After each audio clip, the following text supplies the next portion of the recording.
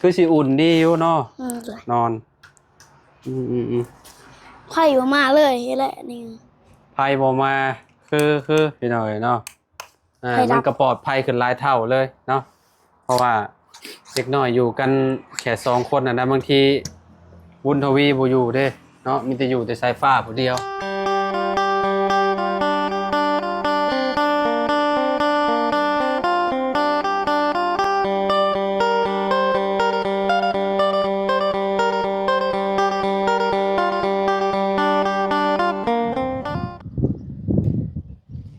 สบายดีสวัสดี FC เบิร์สสุขูสู่คนเนาะบัวซีอยู่ในและกระต่างประเทศพี่น้องมาพบมาพ่อกันกับเฮาคือเก่าคือเดิมพี่น้องอยู่ที่บ้านน้องสายฟ้าเด้อบัดนี้พี่น้อยเนาะบ่ได้มาหาน้องสายฟ้านี่ก็ค่อนข้างสิหลายมื้อพอสมควรได้พี่น้องอ๋อตั้งแต่ขึ้นเหนือรอบก่อนพุ่นเนาะรอบนี้ก็มาแวะเพิ่นพี่น้องก่อนสิขึ้นเหนือเนาะเพราะว่าตอนขากลับลงมาบ่ได้แวะเพิ่นเด้เนาะมาแวะบาดนี้โอ้เพื่อนน้องเพิ่นก็สิแล้วเบิดแหละพี่น้องเอ้ยเนาะแรกๆมีแต่2ห้องบาดนี้คือสิแล้วเบิดบาดนี้พี่น้องเอ้ยเนาะคือเงียบเหงาแท้นี่น้องสายฟ้าอยู่ไสเด้เนาะโอ้สายฟ้าสายฟ้าเอ้ยอยู่บ่อ้าวอยู่ซะเนาะโอ้สบายดีบักละเอามาพี่นอนเผาเข่าบ่โอ้พี่น้องเอ้ยเนาะเอาบักละเอานมโดยนี่น้ำบ่าวคิดว่าพอช่างเนาะน้ำบ่าวก็เลยเอาอันนี้ไม่ให้เพิ่นเนาะM100พี่น้องเอ้ยเนาะ ละเมื่อ พอสร้างแล้วเมื่อบ้านเนาะ โดยย่ามมือแรงตีสิมา ฮะ ย่ามมือแรง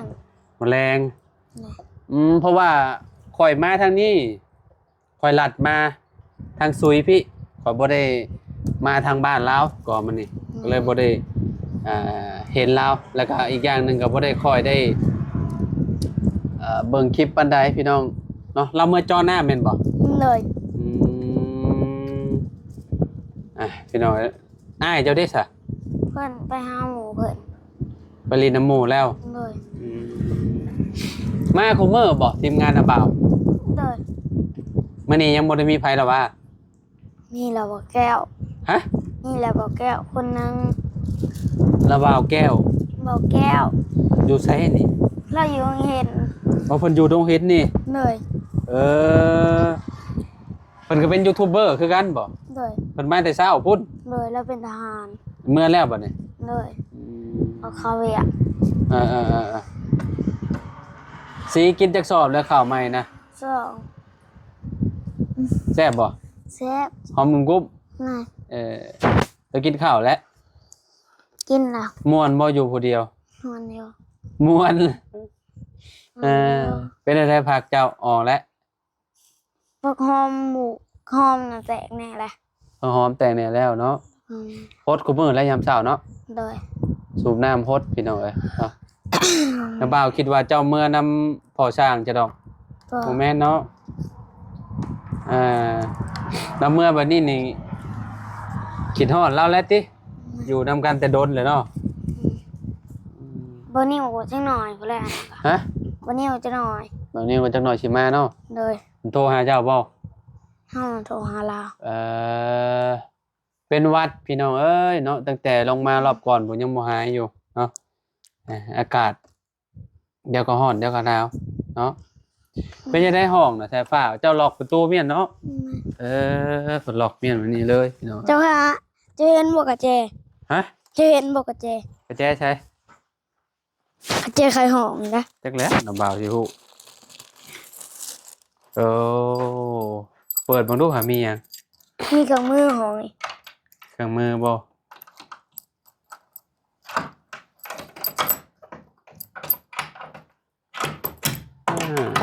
คืออยู่สายฟ้านี่เป็นเบิดปึ๊บโอ้เครื่องมือ เครื่องมือผู้ช่างเนาะ เลย ห้องนี้ได้มีหยังหมองเจ้านอนบ่โทรศัพท์มาจะทิ่มบ่จะทีบเด้อว่าเอาเมียนได้จะหน่อยคนอื่นมาบางทีเจ้าลืมมาเด้จะหน่อยมันสิเสียเจ้าทราบแบตบ่เลยนะใด ไฟฟ้ามันบ่มา ไฟฟ้าบ่มาบ่ไฟฟ้าดับบ่ มันแม่นติ ถึก ตัว มั นี้ น เคยบ่ได้ ถึกลูกมันจะบ่ พึกลูกเดียวกันจังว่า แต่ว่าเปิดบ่ได้เฮ็ดเอาได้จ้ะ ได้ต้องได้ เด้เด้ โอ้ย ใช่ โอ้ย บ่แม่นค้างโคตรเมียนบ่นี่ห้องจะนอนบ่นี่น่ะ โอ้ย แม่นนะ อื้อ อ๋อห้องบ่นอนอยู่นี้ ได้ครั้งอันนี้ไว้ ค้างแมวไว้นะกินนี่คือสิอุ่นดีอยู่เนาะ เลย นอน อืม ไผ่บ่มาเลยนี่แหละนี่ ไพ่บ่มาคือพี่น้อยเนาะ ไพ่ดับ มันก็ปลอดภัยขึ้นหลายเท่าเลยเนาะ เพราะว่าเด็กน้อยอยู่กันแค่2คนน่ะนะบางทีบุญทวีบ่อยู่เด้เนาะมีแต่อยู่แต่สายฟ้าผู้เดียวมีไผอันเคยนอนนำเลยฮะ ฮะ มีไผเคยนอนนำเลย บอลี่ เอาดี แล้วก็ไอ้บี้ ลองเบิ่งเนาะ อืมพี่น้องก็คือเนาะตอนนี้ก็ได้ลายแล้วพี่น้องเอ้ยทางเพื่อนน้องสายฟ้านี่คือแบบยังเหลือแต่ทางนั้นเนาะยังเหลือแต่ทางนั้นผู้ใหญ่ทางเบาดีเพิ่นพี่น้องเอ้ยเนาะก็คือ ไปกันกบ แบบว่าเพิ่นเนาะเห็นอีตนสงสารน้องสายฟ้าเด็กน้อยตาดำๆนี่แหละ เด้อ พี่ จะ น้อง ว่าไป เนาะ โคม ฮะจะไปก้านเจ้าฮู้จักบ่ตาเขียด เด้อ หึ ไผ่เหลืองไผ่ขาว เออโดยเอามาพี่บักหล่าฮ้อนสบายดีเด้อพี่น้องเด้อโดยกำลังอันนี้กำลังลมกับน้องเพิ่นอยู่เนาะลมกับสายฟ้าอยู่ยัง หิวแล้วเพิ่นน่ะ ยังอาหารนะอาหารบ่ได้บอก ยากเลยเงียวอยู่พี่น้อง ได้วนสื่อมากจาก มคือปิงปลา คนกินได้เนี่ยกินได้ โอ้ นี่คนก่อน นี่ของคน โอ น่ะ เคมาเจ้าตัวหนึ่งเรากินไข่เด็กกินแล้วผม เลย เขาหยาดใช้น่าใส่อยู่ใช่ปะ มีบอสจานสายฟ้า ไปหาก่อนเด้อ หาจานมาให้ ซ้ำหา จื จ้ะ ดกว่าได้เมียตัวนี้ จื้อแล้ว น้องมีบุญแน่เลย บอลี่ว่าสิบอลี่ว่าซื้อเมียเราได้น่ะนะ ฮะ คือว่าสื่อเมียแล้วบุญมีโอ้พี่น้อง คือเมียเราบอก เลย บุญมีเจ้าบอยบอลลี่ฟังบอกทางซีเมลเจ้าบอยบอลลี่ฟังบอกว่าคอยทางซีเมลให้ เขาบอกแล้ว เอาไว้แต่ เขาบอกบ่บุญได้ดังสื่อเลย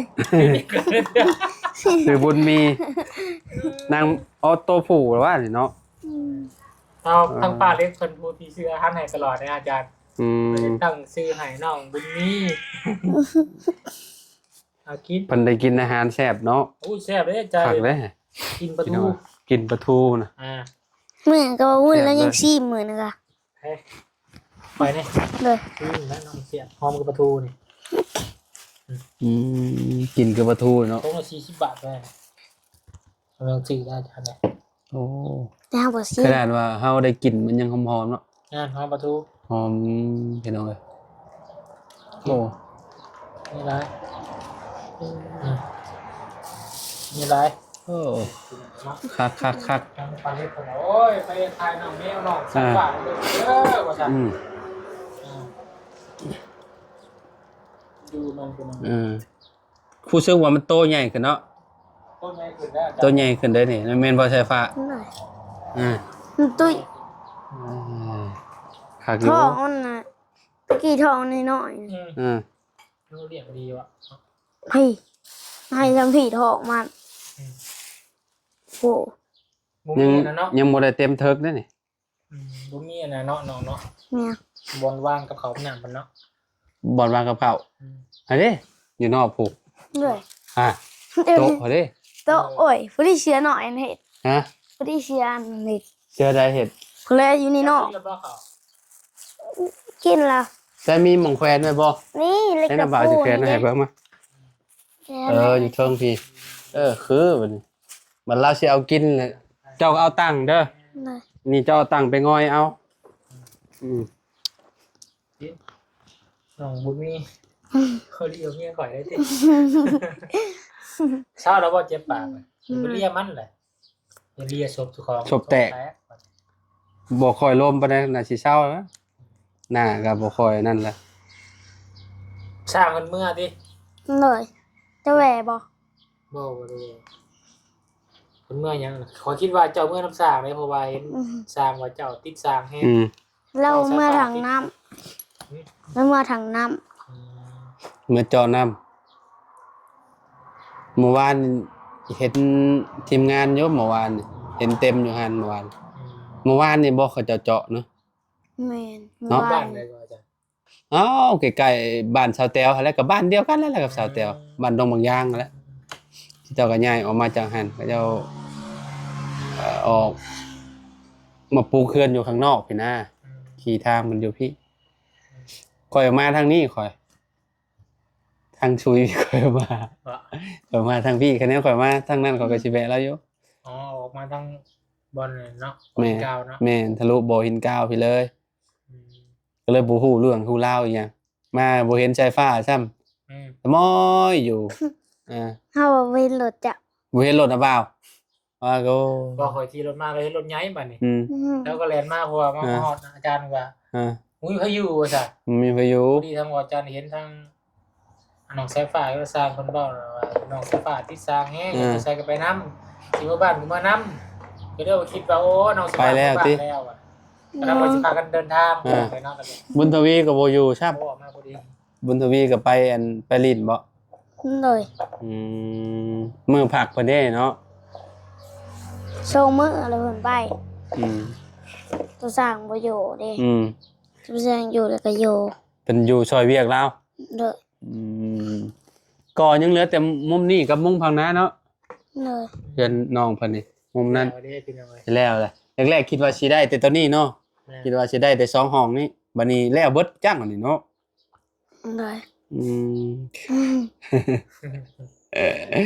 บุญมีได้เราก็ได้เนาะแล้วสำนึกเนาะ สมสื่อเราอยู่สายฟ้าเนาะพี่น้องเอ้ยก็อิ่มคักบาดนี่เนาะ พอแมวก็ว่าแมวแมวโดดเนาะเขาจื้อแมวก่อนเนาะจื้อเลยอิ่มกินเบิดได้เฮ้ย อิ่มมันยังสิห้องอยู่บ่นี่หรือว่าอิ่มได้20ห้องบ่ แล้วกินเบิดจับยังไง จนนั้นมันสินั่งอยู่นิ่งๆเด้อคือเมื่อคืนนี่น่ะ บ่ เลย ก็อิ่มได้เนาะไอ้อิ่มได้ เรียบร้อยบาดนี้ แม่หายไปไหนมาไปกินเลยเปิดอายข่อยได้มาเลยนั่นอยากเข้ามาปอกไข่ให้อายแล้วก็แล่นปุ๊บเลยของเช้ากินข้าวยังเช้าเนี่ย ต้องมี ตรงนี้ เลย อาหารโปรดแล้วมีเนาะ มีแนวกิน มีกำลับสินกินตัวใด ต้มมี ฮะ ต้มมี กินต้มมี เลย โอ้ต้มมีนี่แซ่บแล้วเนาะ มีกำลับสินนะ รับชิ้นบ่บ้านใดแล้วล่ะ โอเคพี่ อิ่มแล้วบาดนี้นะอิ่มแล้วเขาว่า ต้องเบ่งละดิ ทองเบงแหละโอ้ยเนาะยังบ่ได้ใหญ่สุดเด้นี่ขอเนาะจังซี่นั่นอยู่มันได้จักเดือนเลยนี่ใช่ฟ้า โดนเตะแหละ โดนเติมเลย แต่แม่เอาไปบ่ โอ้2-3 เดือนแล้วจ้ะ โดนเติมเลยได้จ้ะตอนนั้นแม่นบ่โตที่ว่าเขาปอกหน่อไม้มันนั่นมันอยู่ในหั่นหรือว่าคนละโตกัน เดียวกันนี่แหละ โอ้ที่ว่าบ่าวย่าปอกหน่อไม้น่ะมันโบนอะไร เลย ตัวนี้ได้เนาะ เลย อ๋อแสดงว่ามันก็เติบหนึงแล้วจ้ะ แต่ว่าใหญ่สุดสำเนียงจ้ะ เนาะแต่ว่าใหญ่ชุดเพราะว่ามันก็เป็นพันน้อยเด้เนาะชุดแล้วบ่จักเขาว่า ชุดแล้ว สุดแล้วระวังอันเวลาตบมันคอยยันมัน เล็บมันหามันสิปั๊บเท่านี้จ้ะ ไว้คือยังเนี่ย ไวนี่โอ้เห็นว่ามันไหลหนูเนาะไหลหนูอะไรยังไวขนาดแมวกับหนูนี่ น้องบุญมี เมียบ่ลี่ เอาถึงเมียเราจะได้เราเบิ่งคลิปเราหายได้ ฮะแล้วบ่ให้แล้วพี่ให้ไปซะ โอ้ยรุ่นเป็นคนตั้งไงป้าเล็กขึ้นเลยเดี๋ยวป้าเล็กจะตั้งชื่อเจ้าเหมียวน้อยนะว่าน้องบุญมีน้องมีบุญบอลี่บอกโอ้เมียก่อนได้ที่อย่างมาบอก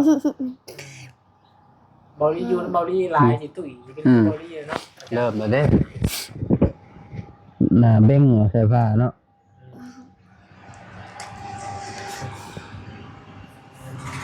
หนาวเลย เดียวเงาปะ หนาวอยู่ อืม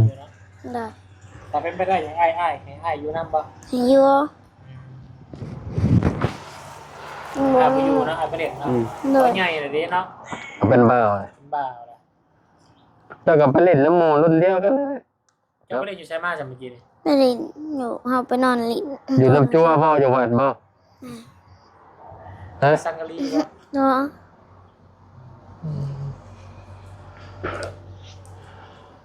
แวะมาเยี่ยมกันไปนอนมันนี่เดินทางขึ้นเซโปนเนาะ แม่ เมื่อวานกับบริแจกพี่แจกน้องไว้ ไปแบบปรับเราได้ ปุ๊บปั๊บก็วางเวียก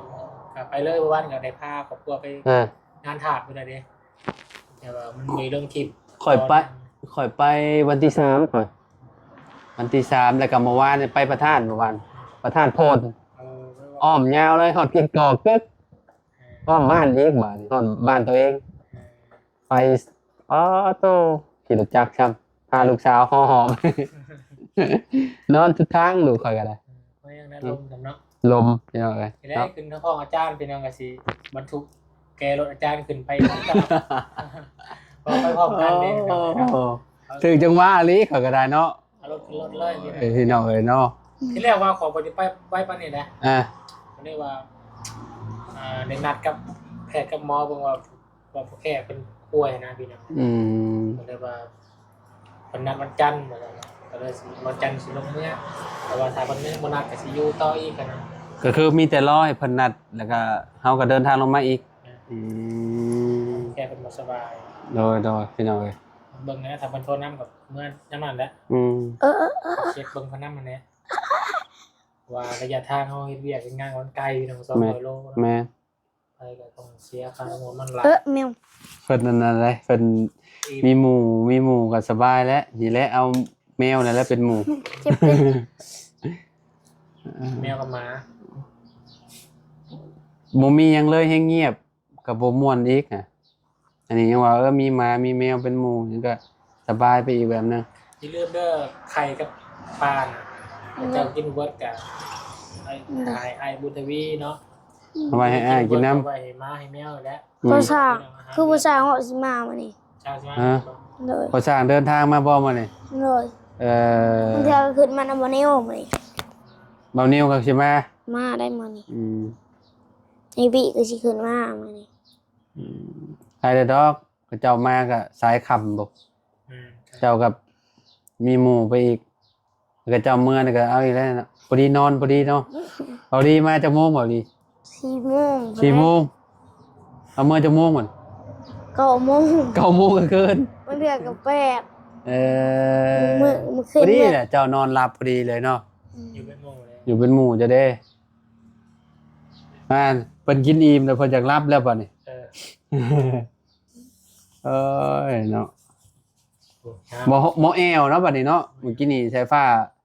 อันบ่เกลือมันเจ้าค้างมันไว้ที่กินนี่น่ะ ได้ ว่าจะคล้องเขากำลังมาตะเล็ดนี่กัน อืม มาเลยเงี้ยวเฉยรถแล้วมีคนเกลือแล้วเขาจืดดิจีคนเกลือ เพิ่นจื้อเด้คนเพิ่นก็มักในแมวน่ะมักแพงเอานอนนำ ซีมันอยู่ฝั่งไทยนะโอ้เลี้ยงหมูเลี้ยง แม่ แม่ น ถูกหลังคาเงื่อน แม่นแต่ฟ้าเจ้าเอานอนนำบ่ฮะ นอนนำ ฮะ นอนนำ นอนนำเขามานอนเองเลยได้ อืม เราเป็นขี่เป็นเอียงเป็นขี่ใช่ ย่างออก ยังหนักผมมาแล้วเนาะ แมวน่ะเพิ่นสิเวลาเพิ่นถ่ายเพิ่นยังเพิ่นทมเลยฉลาดอยู่ ฉันและบาทเนาะอาจารย์เลย อืม เดินทางได้บาทเนาะ เดินแล้วเขาก็ได้ไป เด้อ เลย บ่าวไปเด้อเบิ่ไปเด้อ ป้าก็ได้ไปเด้อ เลย มื้อหน้าสิมาเล่นน้ำใหม่เด้อ เลย เดี๋ยวกับเบิ่งในบึงฟืนไฟได้จับ เนาะ ปักฟืนปักไฟได้ ไพ่บ่มา ไฟบ่มา เสียแบตโทรศัพท์กับเบิ่งดีๆเด้อ เลย ไฟฟ้าช็อต อย่ามือไปจกใช้ผอกใช้ไฟได้อันตรายอยู่ผู้เดียวซ้ำ หน่อย สบายดีเนาะ สวัสดี สบายดีไปคือนั่งไว้ สวัสดีปะ หา น้ ร อ ถ ง เราอาจารย์ขึ้นรถล่างก่อน ไม่จะบอก เมื่อข้างหน้าเนี่ยจะนอนใกล้ โดยไม่นแหละไปจ้ะเดินทางปะแล้วเนาะ เลย เดี๋ยวรอบหน้าพอกันใหม่ประมาณพุ่นแหละ5-6 มื้อพุ่นแหละนะบ่าวลงมา จิโต สิแวะมาลินน้ำอีกมารอบก่อนบ่ได้แวะลินน้ำน้องสายฟ้าเพิ่นพี่น้อยเนาะเงินนี่แพ้เอาให้นี่ บอลลี่ เราเรียวให้ใบยัง ในหาซิป ใบ50 เลย โอ้คุณจักอยู่ซะเนาะมีจักใบ ได้หนึ่ง อันนี้สิเก็บเมียนชื่อหยังน่ะ ไว้สิวัด ซื้อวัตเตอร์เมิน เงินเน็ตแบท เออ